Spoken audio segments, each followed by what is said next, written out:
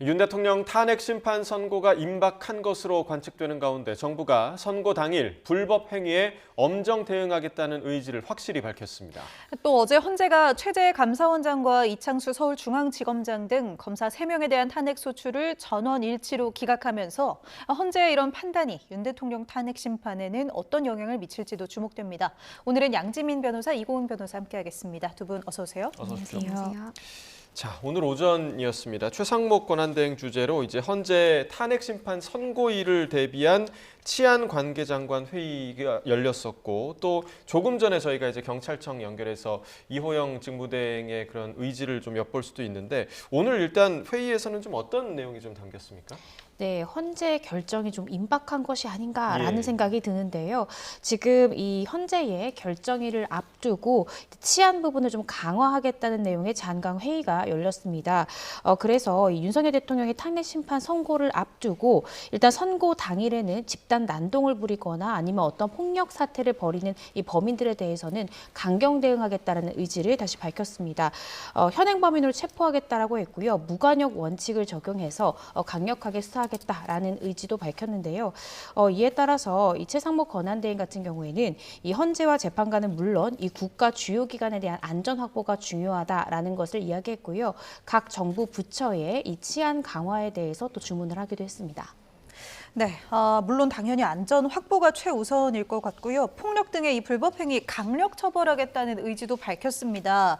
오늘 경찰청 브리핑에서도 뭐 엄정 대비, 철저 준비, 강력 전개 이런 단어들 나왔는데 이런 강력 처벌하겠다는 의지에 좀 주목해야 될 것 같아요. 맞습니다. 그러니까 최상목 대행이 지금 밝히고 있는 바는 어떤 시설 파괴라든지 방화라든지 아니면 공무집행을 하는 경찰관에 대해서 폭행을 한다라든지 이렇게 공권력에 도전하는 행위에 대해서는 무관용 원칙에 따라서 엄중하게 책임을 묻겠다라고 지금 밝히고 있는 상황입니다.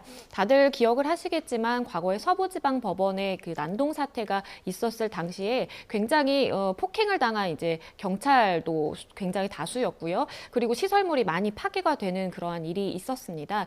그러한 전례가 있다 보니까 이 부분에 대해서 비슷한 상황이 또다시 야기된다면 그만큼 엄중하게 책임을 묻겠다라고 입장을 밝히고 있는 것으로 보이고요. 만약에 이러한 집단 난동이 발생할 경우에는 예외 없이 현행범 체포를 한다라든지 아니면 인신 구속에 있어서 굉장히 적극적인 기조를 취한다라든지 이런 것들을 생각해 볼 수 있겠습니다. 네, 그러니까 말씀해 주신 것처럼 지난 그 서부지법 사태 전례가 좀 반복되는 걸 좀 철저히 막아보겠다 이런 의지로 보이는데 경찰이 그 헌재 주변 그러니까 그 안국동 쪽의 주변 반경 100m를 진공 상태로 만들겠다 이런 계획을 밝혔는데요. 이 진공 상태라는 게 무슨 뜻입니까?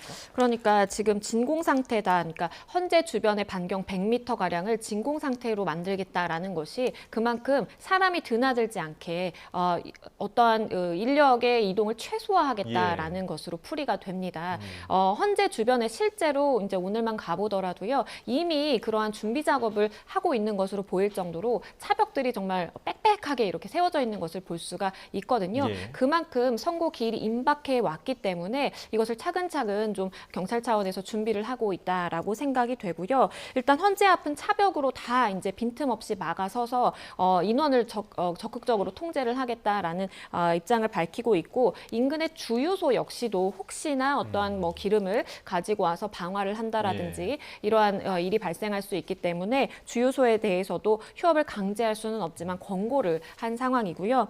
그리고 주변에 이제 학교들도 있습니다. 그래서 학교들에 대해서도 사실 재량 휴일로 얼마든지 쉴 수가 있기 때문에 임시 휴업을 권고를 한다라든지 그리고 경비 자체도 굉장히 강화가 됩니다. 그만큼 많은 경찰 인력이 투입이 돼서 그 주변을 삼엄하게 사실상 감시를 해서 불필요한 시위대의 난입이라든지 불필요한 인력이 오가는 것을 완전히 통제하겠다라는 것으로 생각됩니다.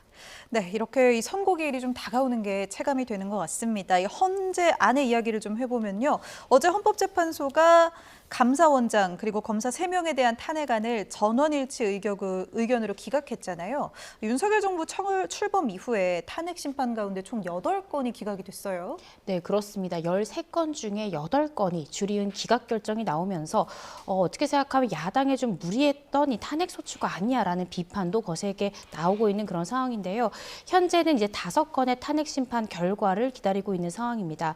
그런데 여기서 주목해볼 부분은 어제 검사 3인에 대해서 이 탄핵 심판에 대한 선고 결정문 내용을 좀 살펴보면 이 피청구인 검사 3인은 이 국회 측이 무리하게 탄핵 소추를 했다. 탄핵 소추권을 남발했다라는 주장을 했습니다. 이 피청구인 측의 주장 내용에 대해서도 이 헌재가 판단한 바가 있는데요.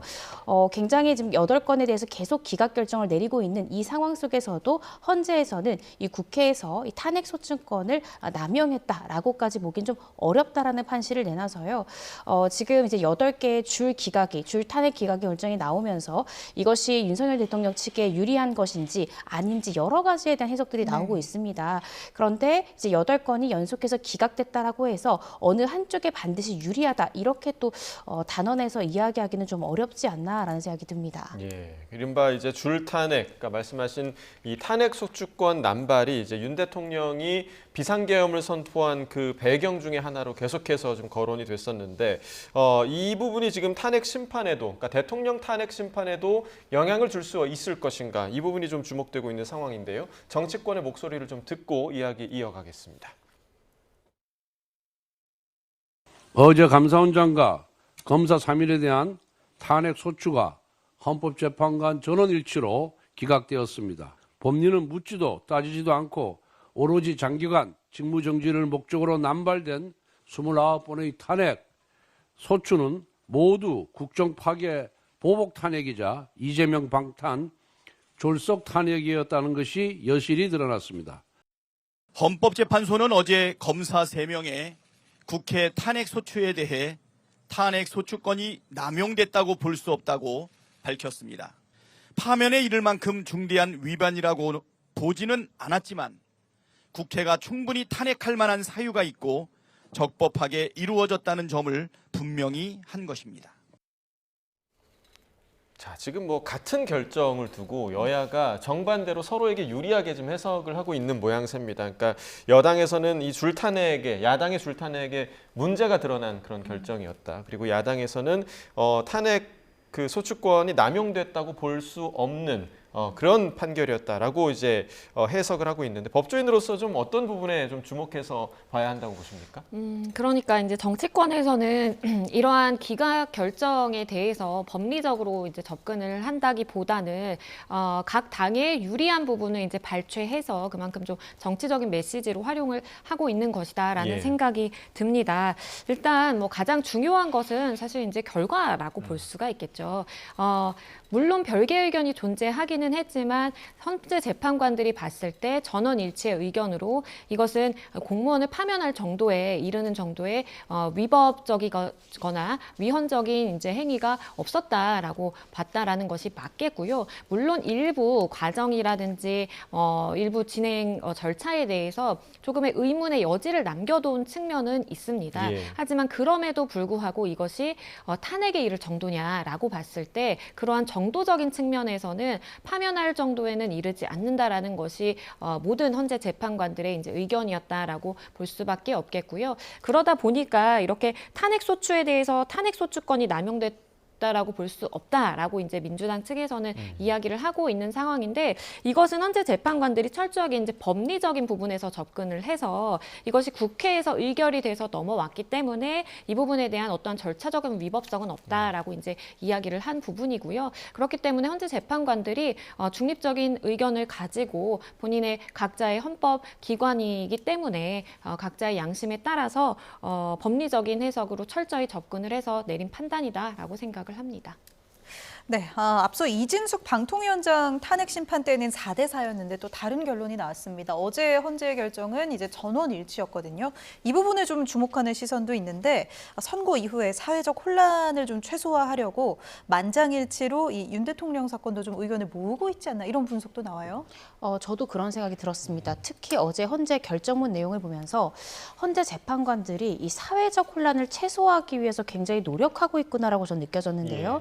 어제 결정문은 8대 0이라는 만장일치 결론을 내면서도 여도 야도 누구에게도 절대적으로 유리하지 않는 판단을 내렸다라고 저는 개인적으로 평가하고 있습니다.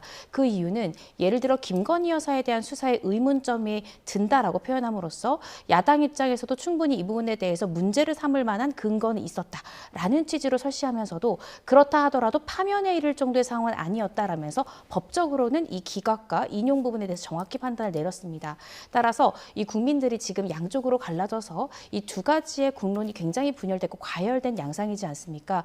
이 부분을 최대한 융합시키고 화합할 수 있도록 8대 0이라는 만장일치 결론을 내놓으면서도 그 근거들을 잘 살펴보면 어느 일방에만 유리하지 않도록 좀 균형적인 시각을 제시하는 것이 아닌가라는 생각이 들었고요. 또 8대 0 만장일치에 대한 이 결과가 어제 나옴으로써 저는 헌재 재판관들이 8대 0으로서 명료하게 결과가 나오는 것 순서대로 선고를 하고 있는 것이 아닌가라는 생각이 들었습니다. 즉 결론이 빨리 도달한 부분에 대해서 빨리빨리 선고기일을 지정하는 것이 아닌가라는 생각이 들었고요. 이 때문에 윤 대통령에 대한 선고기일도 어떤 의도적인 지연이 아니라 정말 헌재 재판관 내에서 어떤 소수 의견이랄지 별개 의견이랄지 보충 의견이랄지 이런 것들에 대한 의견 대립이 아직 진행되고 있기 때문에 선고가 미뤄진 것일 뿐 어떤 정치적인 고려나 의도가 아니라 이런 자연스러운 흐름 속에서 지금 현재 선고기일이 미지정된 그런 상황이 아닐까라고 개인적으로 좀 추측을 해봤습니다. 자, 지금 이고은 변호사께서는 사회적 혼란을 줄이기 위해서 이제 전원 일치의 방향으로 좀 가고 있는 게 아니냐라고 지금 예측을 해주셨고 사실 오늘 그러니까 14일 금요일이 가장 유력한 선고 날짜로 점쳐지는 날이었단 말이죠. 이미 뭐 오늘은 물 건너간 것 같고요. 양주민 변호사께서는 왜 늦어지고 있다라고 생각을 하십니까? 그만큼 헌재 재판관들의 의견 조율이라든지 의견 합치가 잘 이루어지지 않고 있는 상황이다라는 생각이 좀 듭니다. 물론 헌재 재판관들이 이렇게 탄핵 심판에 대한 선고를 함에 있어서 꼭 전원일치 의견을 내서 판단을 해야 되는 것은 아닙니다. 하지만 그만큼 우리나라에 미칠 파장을 고려를 해봤을 때 이번 탄핵 심판의 경우에는 굉장히 숙고를 하고 최대한 의견을 좀 모아보는 방향으로 갈 가능성도 있어 보이고요. 그리고 여기에 더불어서 윤 대통령의 이 탄핵 심판의 경우에 쟁점은 비교적 간명하다라고 볼 측면이 있지만 이전 사례와 달랐던 것은 윤 대통령이 치열하게 법리 다툼을 해온 그런 차이점이 있습니다. 그렇기 때문에 당사자라고 볼 수 있는 피청구인인 윤석열 대통령에게 납득할 만한 어떠한 근거를 제시하는 그러한 결정문을 작성하기 위해서는 굉장히 그 세밀한 작업을 거칠 가능성이 있겠다라는 생각이 들고요. 그만큼 세밀한 작업으로 들어갈수록 각자의 의견 차이, 입장 차이가 발생할 수 있기 때문에 이 부분에 대해서 어떻게 결정문에 담아서 해낼지 이러한 이제 논의가 계속해서 진행이 되다 보니까 연속해서 평의를 함에도 불구하고 이러한 시점이 늦어지고 있다라는 생각이 들고요.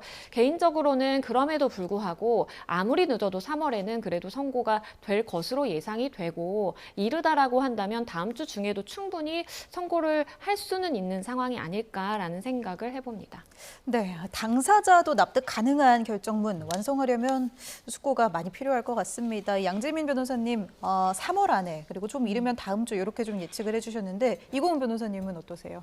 저는 참 예측하기는 어려운데요. 그런데 오늘 이 치안 강화에 대한 장관급 회의랄지 또 경찰에서도 구체적으로 치안에 대한 계획을 세우고 있고 또 현재 헌재 담장에는 이 철조망까지 쳐 있는 상황입니다. 따라서 선고가 굉장히 임박했다라는 것은 이런 정황적 증거를 우리가 추론해 볼 수 있을 것 같고요.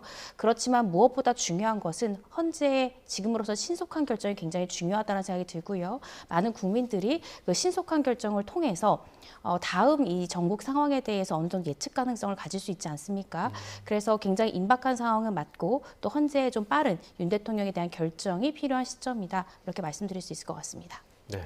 자, 그런가 하면 이제 최상목 권한대행이요. 오늘 오전에 임시 국무회의 자리에서 명태균 특검 법안에 대해서 제2요구권, 즉 거부권을 행사했는데요. 이 장면 함께 먼저 보시겠습니다. 수사 대상 및 범위가 너무나 불명확하고 방대하여 헌법상 명확성의 원칙과 비례의 원칙 훼손이 우려됩니다. 특별 검사에 대한 임명 간주 규정은 대통령의 임명권을 실질적으로 침해하여 헌법상 권력분립 원칙 위반 소지가 있습니다. 또한 이미 기소된 사건에 대해 검찰의 공소유지 권한을 배제하는 것은 수사 미진 시정 등을 위한 특검의 취지에 반합니다. 이번 수사에 검찰의 명운을 걸고 어떠한 성역도 없이 관련 의혹들을 신속하고 공정하게 수사하여 실체적 진실을 명확히 밝혀주시기 바랍니다. 자, 최대행의 발언을 들으셨는데 조금 약간 내용이 좀 어려운 것 같습니다. 그러니까 앞선 뭐 내란 특검법이나 김건희 여사 특검법 관련해서도 위헌적인 요소가 있다 이렇게 지적을 하면서 거부권을 행사를 했는데 이번에도 위헌적 요소가 굉장히 짙다라고 얘기를 했는데 어떤 부분이 위헌이라는 겁니까? 일단은 최상목 대행이 들고 있는 그 위헌적이다라는 부분은요.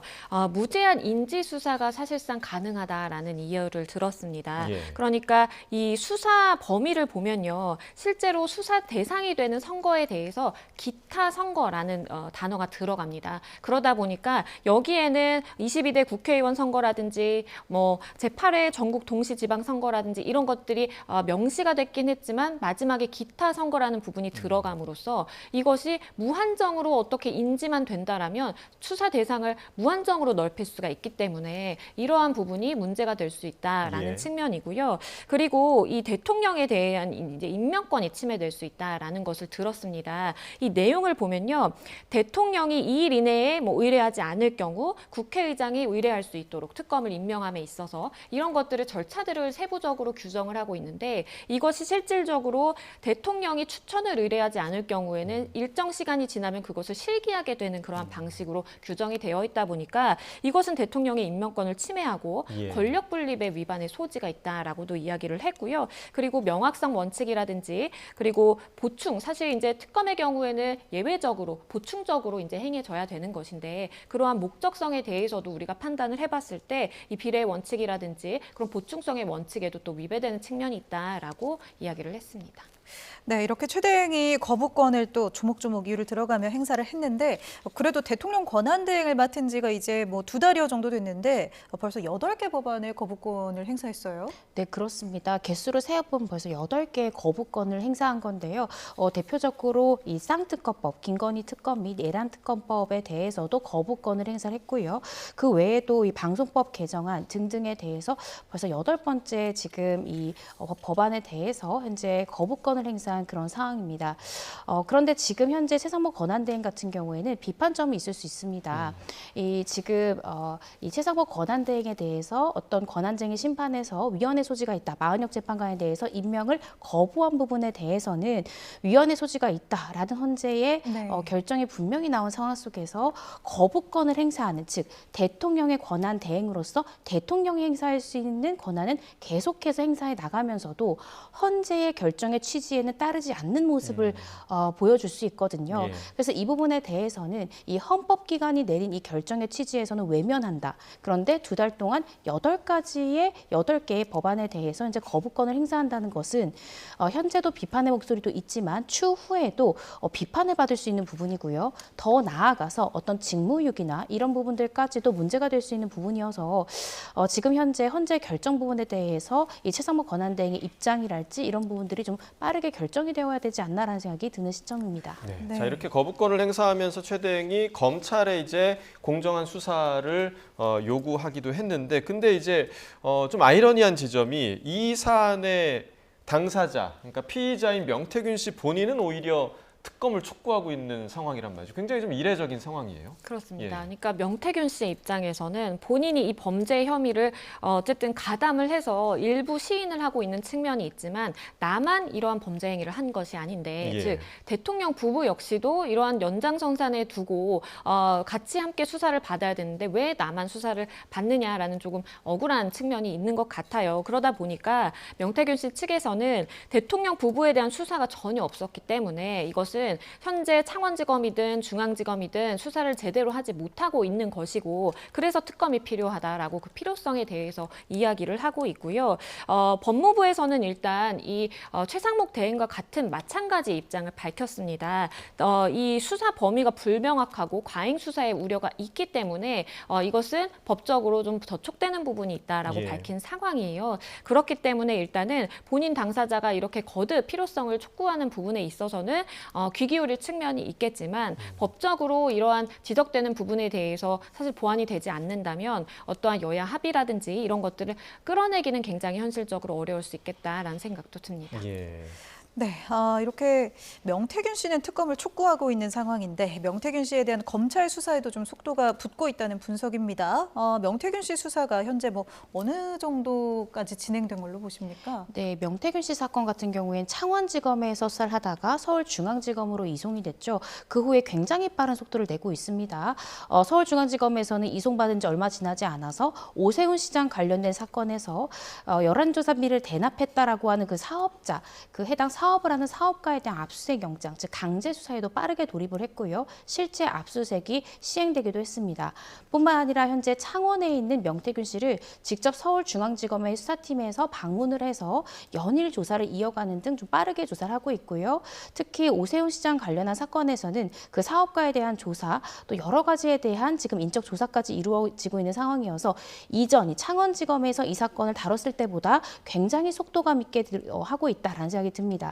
특히나 어제 이창수 서울중앙지검장은 이 출근하면서 출근길에 이 명씨 사건에 대해서 어떻게 진행을 할지에 대한 이 기자들의 질문에 대해서 굉장히 빠르게 수사팀과 잘 협의해서 내가 책임진다라는 마음으로 성실하게 필요한 일을 하겠다라고 입장을 밝혔거든요. 그만큼 수사에 대해서 굉장히 또 진척이 있지 않을까라는 생각이 들고요.